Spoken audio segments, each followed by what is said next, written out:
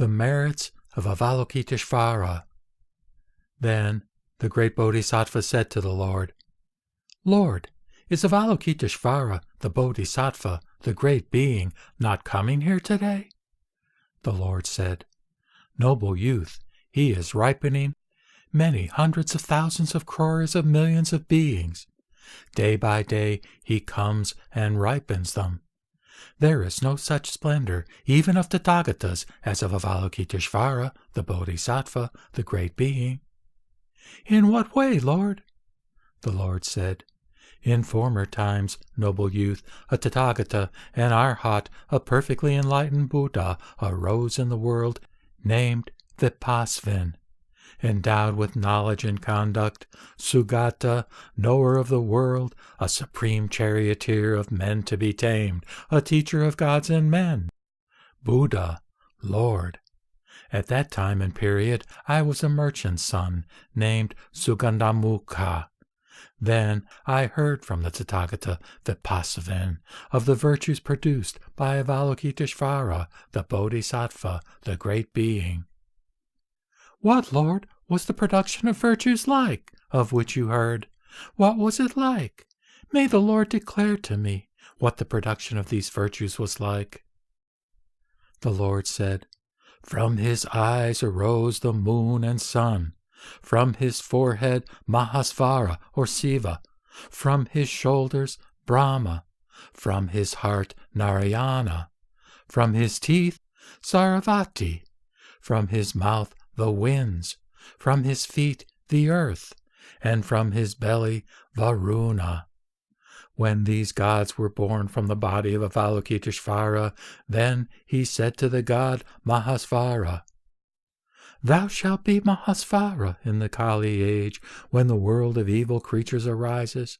Thou shalt be called Adideva, the primal god, the creator, the maker. All shall be deprived of the way of enlightenment who give such an account among the common people. But, noble youth, it is not possible to count the collection of the merits of Avalokiteshvara, the Bodhisattva. For example, noble youth, I can count each single leaf in a forest of acacia trees, but I am not able to count the collection of the merits of Avalokiteshvara. For example, noble youth, if in the 4 continents of all the women, men, boys, and girls were to be set on the stage of the fruit of entering the stream, the fruit of once returner, the fruit of non-returner, arhatship or private Buddhahood, their merits would be surpassed by the collection of the merits of Avalokiteshvara. Then Ratnapani, the Bodhisattva, the great being, said to the Lord, I have nowhere seen or heard, Lord, of such an inconceivable collection of merits of Tathagatas, much less of a Bodhisattva, like the collection of merits of the Lord of Avalokiteshvara. The Lord said, There might be Tathagatas, Arhats, perfect Buddhas like me, as numerous as the sands of the Ganges, staying in one place to be honored with robes, bowls, couches, vehicles, medicines, and requisites fit for the gods, and all of them assembled together could not count the collection of merits of Avalokiteshvara. Much less, noble youth, I, who dwell singly in this universe. How can I utter in speech the collection of his merits? And also, noble youth, all Tathagatas, with 10 utterances, has said, Those beings become happy in the world who remember the name of Avalokiteshvara, the Bodhisattva, the great being.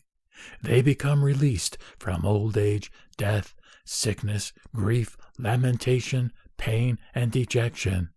They suffer not the unending pain of transmigration.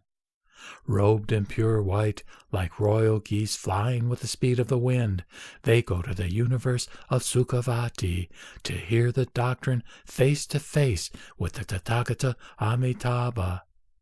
And, having heard the doctrine, the pain of transmigration no longer torments their bodies, nor do lust, hatred, illusion, old age, and death, nor do the pains of hunger and thirst torment their bodies, nor do they remember the pain of abiding in a womb.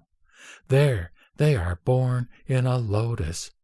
They abide in that universe as long as the firm promise of Avalokiteshvara is not fulfilled, that all beings are to be released from all pains.